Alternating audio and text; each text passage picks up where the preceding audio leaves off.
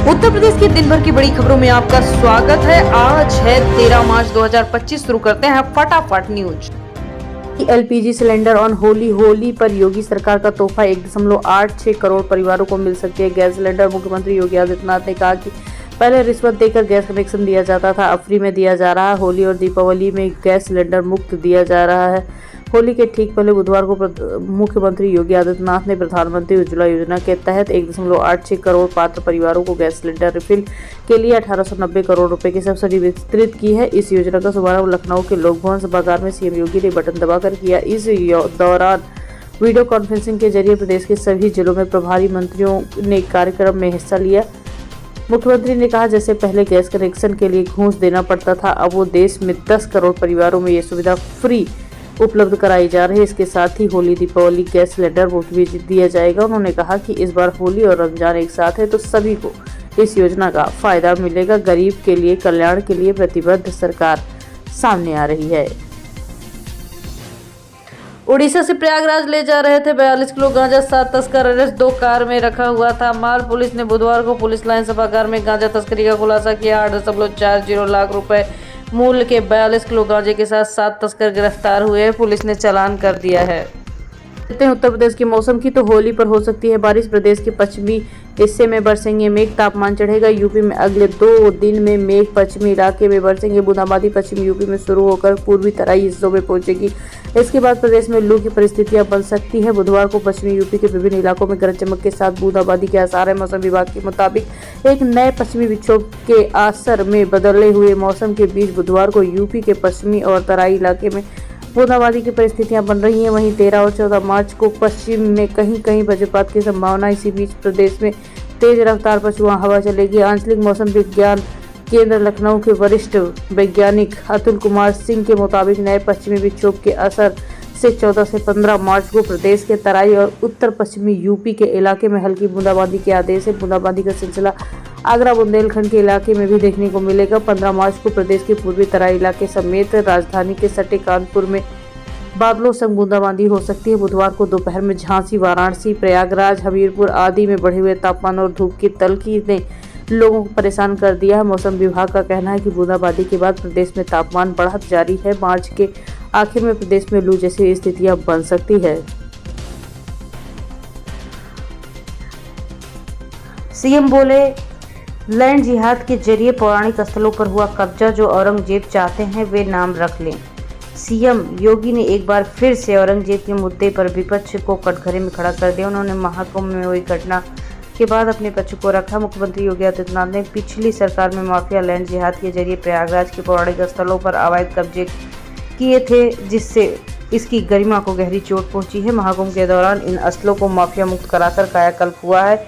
इस आयोजन ने दुनिया को भारत के समर्थन और सनातन धर्म के वास्तविक स्वरूप को दिखाया है, प्रदेश की नकारात्मक छवि को बदला है। सीएम योगी बुधवार को राजधानी में राष्ट्रीय स्वयं संघ के मुख्य पात्र 5 जन और ऑर्गेनाइजेशन के मंथन कुंभ एंड बियॉन्ड विचार संगम कार्यक्रम में बोल रहे थे। योगी ने कहा कि महर्षि भारद्वाज की नगरी प्रयागराज दुनिया के पहले गुरुकुल की भूमि है। पिछले सरकार में माफिया के हवाले थी। अच्छे वट को गुलामी की कैद कर नष्ट करने की कोशिश की गई, जिसमें 500 वर्षों तक श्रद्धालु दर्शन से वंचित रहे। माता सरस्वती कूप और पतालपुरी जैसे स्थल उपेक्षित रहे। सुखदेवपुर भगवान राम और निषाद राज के मैत्री स्थल का लैंड जिहाद के जरिए कब्जा लिया गया था। 10 माधव और नागवासुकी जैसे पवित्र स्थल अवैध कब्जों की चपेट में थे। वहीं महाकुंभ में नए कॉरिडोर बनने की वजह से इसे मुक्त कराया गया है। यूपी बेसिक शिक्षकों को होली का तोहफा, जिले के अंदर परस्पर तबादले का आदेश जारी। 8 मई तक पूरी होगी प्रक्रिया। बेसिक शिक्षा ट्रांसफर यानी बेसिक शिक्षा विभाग के प्राथमिक शिक्षकों को होली का तोहफा, बेसिक शिक्षकों को परस्पर तबादले का आदेश जारी किया गया है। बकरीद खून खराबे का त्योहार, घर से न निकले सीएम योगी के सिंघम पर पलटवार करते हुए युवक ने उगला जहर, अब नाक रगड़कर पूरा खानदान सामने आया है। संभल जिले में तैनात सीओ अनुज चौधरी के बयान पर लोग लगातार अपनी प्रतिक्रिया दे रहे हैं। हाल ही में अनुज चौधरी ने होली और जुमे की नमाज को लेकर बयान दिया। उन्होंने कहा था कि रंगों से जिसे परहेज हो वो उस दिन घर से बाहर न निकले। वहीं मुजफ्फरनगर जिले में एक वीडियो वायरल हो रहा है जिसमें एक युवक अनुज चौधरी के बयान पर प्रतिक्रिया दे रहा है। युवक कह रहा है कि बकरा ईद खून खराबे का त्यौहार है। खून खराबे से परहेज करने वालों को घर से बाहर नहीं निकलना देना चाहिए।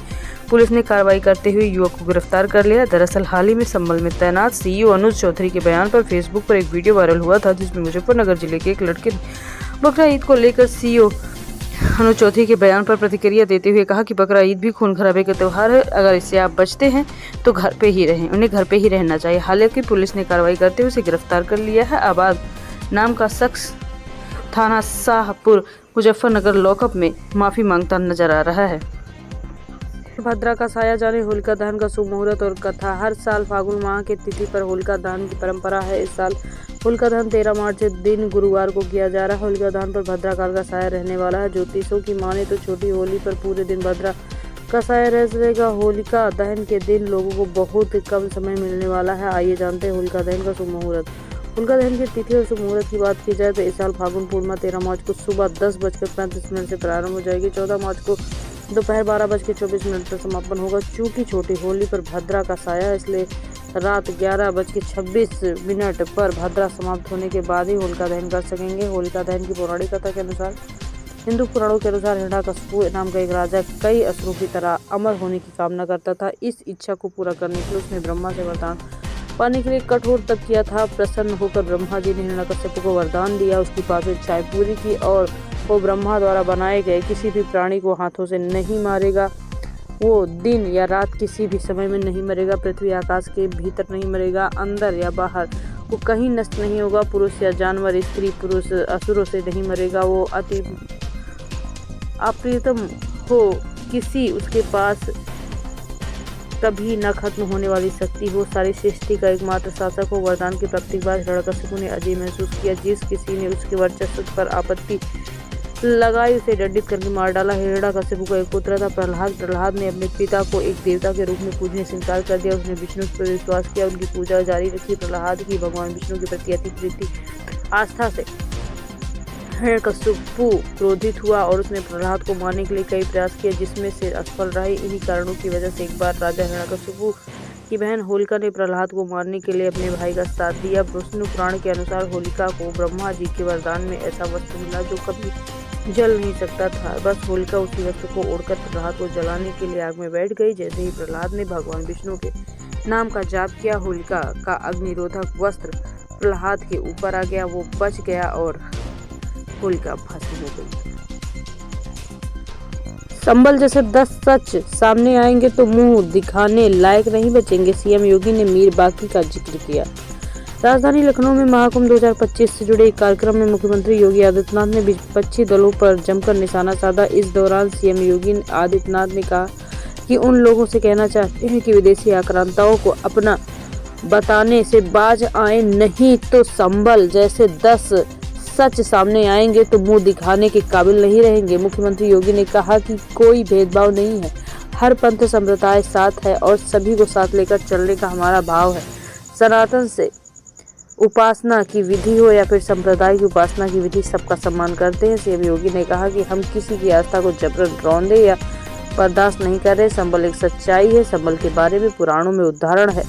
ये उदाहरण आने के बाद इस्लाम को आए 1400 साल हुए हैं और उदाहरण हमारे पुराणों में संभल के बारे में 5000 से 3500 साल पहले की बात आती है, जब इस्लाम था भी नहीं। यूपी में राशन की दुकानों में होगा बड़ा बदलाव। सीएम योगी आदित्यनाथ ने कहा, अब हम लोग उत्तर प्रदेश के मुख्यमंत्री योगी आदित्यनाथ ने राशन की दुकानों को लेकर बड़ा ऐलान कहा। मुख्यमंत्री ने कहा कि प्रदेश में राशन की दुकानों को मॉडर्न शॉप के तौर पर बदला जाएगा, जहां से लोग अपने रोजमर्रा के सामान उचित दर पर खरीद पाएंगे। सीएम योगी ने कहा कि इस योजना पर सरकार तेजी से काम कर रही है। सीएम योगी ने लखनऊ में आयोजित एक कार्यक्रम के दौरान ये बात कही। मुख्यमंत्री ने कहा कि अब राशन कोटे के दुकान को अच्छा बना रहे हैं, मॉडर्न शॉप के रूप में बना रहे हैं, अन्नपूर्णा भवन के रूप में। उसमें आप केवल राशन ही नहीं बल्कि गांव की आवश्यकताओं के अन्य सामान भी बेचे जा सकेंगे। वहाँ साबुन, तेल और घर के अन्य सामान भी मिलेंगे। उनकी बिक्री हो सकती है, लेकिन नशीले पदार्थ पर बैन रहेगा। मुख्यमंत्री ने कहा, इन दुकानों के सामान के साथ साथ वहाँ बिजली के बिल भी जमा होंगे। कॉमन सर्विस सेंटर की तरह सुविधा उपलब्ध कराई जाएगी। ढेर सारी अतिरिक्त इनकम फेयर प्राइस शॉप संचालक अतिरिक्त हो सकता है। उसके पीछे एक वेयर हाउस भी देंगे जहां छोटे मोटे गोदाम और गांव की आवश्यकता के अनुसार सामग्री को एकत्र करके मार्केट में अच्छे दामों में उसे बेचा जा सके।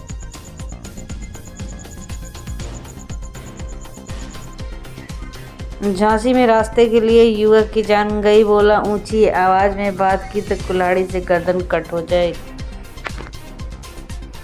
यूपी बोर्ड परीक्षा में 81 नकलची पकड़े गए। 8140 परीक्षा केंद्रों पर 2.91 लाख कैमरों में से निगरानी। प्रयागराज समेत 5 शहरों में बनाए गए कमांड सेंटर। उत्तर प्रदेश में माध्यमिक शिक्षा परिषद बोर्ड परीक्षा 2025 सफलतापूर्वक संपन्न हो गई। इस बार परीक्षा कड़ी सुरक्षा व्यवस्था में की गई। परीक्षा के दौरान 30 नकलची और 49 मुन्ना भाई पकड़े गए। बरेली में शराब पीकर टावर पर चढ़ा युवक, पारिवारिक विवाद में 2 घंटे तक हाई वोल्टेज टावर पर ड्रामा हुआ, पुलिस ने समझाकर नीचे उतारा। बरेली के फतेहगंज पश्चिम में एक अजीब मामला सामने आया है, जहां कुतरा गांव में एक युवक नशे की हालत में हाई वोल्टेज टावर पर चढ़ गया। गोपी उर्फ किशन कल्लू श्रीवास्तव ने बुधवार को 4 लोगों के साथ शराब का सेवन किया, जिसके बाद हाई वोल्टेज ड्रामा। 110 में 82 पार्षद नहीं आए, 28 ने हिस्सा लिया। लखनऊ मेयर का होली मिलन दूर नहीं कर पाया, नाराजगी। बजट बैठक हंगामेदार होगी। मेयर सुषमा खरगवाल के होली मिलन समारोह में रंग गुलाल और फूल भरे, खूब गुलाल हुए, लेकिन पार्षदों की नाराजगी दूर न हो सकी। मेयर ने मान मनोबल की खूब कोशिश की, लेकिन एकजुटता का प्रयास फेल हो गया। 111 पार्षदों में करीब 28 पार्षद ही समारोह में पहुंच पाए।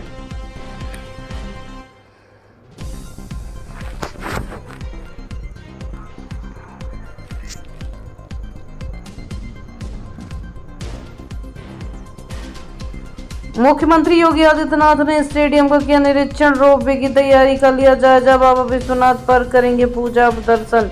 मुख्यमंत्री योगी आदित्यनाथ ने गंजारी में निर्माणाधीन अंतर्राष्ट्रीय क्रिकेट स्टेडियम का निरीक्षण किया। इस दौरान उन्होंने स्टेडियम के निर्माण में लगे इंजीनियर, अन्य कर्मियों एवं विभिन्न स्थानों से आए लोगों के साथ कार्य और श्रमिकों से वार्ता किया।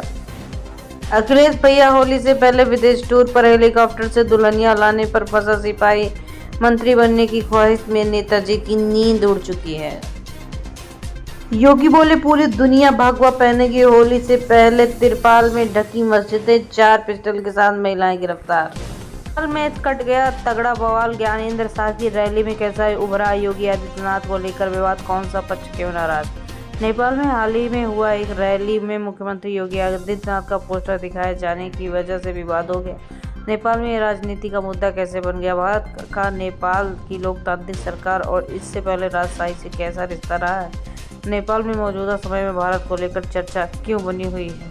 नेपाल में इस वक्त राजशाही के समर्थन में जबरदस्त प्रदर्शन हो रहा है। राजधानी काठमांडू में हाल में हजारों लोगों ने जुटकर लोकतंत्र का तोड़ सुनी, सरकार के विरोध में आवाज बुलंद और देश में एक बार फिर से राजशाही लौटने की मांग की बात कही है। इस घटना के बाद नेपाल में लोकतांत्रिक व्यवस्था को लेकर सवाल उठाया जा रहा है। हालांकि इस पूरे मामले में नया तोड़ मरोड़ सामने आया है, जब ऐसी एक रैली में उत्तर प्रदेश के मुख्यमंत्री योगी आदित्यनाथ का पोस्टर लहराया गया। महज एक पोस्टर को लेकर इतना बवाल बढ़ गया कि मसले पर नेपाल के प्रधानमंत्री KP शर्मा ओली तक कूद पड़े और वार पलटवार शुरू हो गया। ऐसे में ये जानना अहम हो गया कि आखिर नेपाल में हाल में हुआ क्या। एक रैली में मुख्यमंत्री योगी आदित्यनाथ का पोस्टर दिखाए जाने पर विवाद क्या है। नेपाल में ये राजनीति का मुद्दा कैसे बना। भारत का नेपाल की लोकतांत्रिक सरकार और इससे राजशाही के रिश्ता कैसे है। नेपाल में मौजूदा समय में भारत को लेकर चर्चा क्यों है। नेपाल में हालिया घटनाक्रम क्या हुआ। नेपाल में 2008 में राजशाही शासन था, हालांकि इसके बाद लोकतांत्रिक समर्थन की वजह से लोकतांत्रिक शासन हुआ, राजशाही खत्म हो गई। हालांकि 9 मार्च को एक अजब घटना घटी। नेपाल के पूर्व राजा ज्ञानेंद्र 2 महीने तक धार्मिक दौरे पर पोखरा में रहने के बाद राजधानी काठमांडू लौटे। जब वे त्रिभुवन अंतर्राष्ट्रीय हवाई अड्डे के बाहर उतर रहे थे तो उनके समर्थन में हजारों लोग जुट गए। इन लोगों में अधिकतर राष्ट्रीय प्रजातंत्री पार्टी RPP के कार्यकर्ता थे, जो राजशाही के समर्थन के लिए जाने जाते हैं। हालांकि काठमांडू में भीड़ जुटी इतनी ज्यादा थी कि इसे संभालने मुश्किल हो गया था। एक रिपोर्ट के मुताबिक पूर्व राजा ज्ञानेंद्र का स्वागत करने के लिए सिर्फ एयरपोर्ट पर करीब 10,000 लोग जुटे थे। इसमें RPP के अध्यक्ष लिंगदेन और नेपाल प्रमुख कमल थापा समेत कई वरिष्ठ नेता मौजूद थे। इसके अलावा रास्ते में जुटी भीड़ इतनी ज़्यादा थी कि ज्ञानेंद्र को एयरपोर्ट से घर पहुंचने के लिए 5 किलोमीटर का रास्ता 2.5 घंटे में तय करना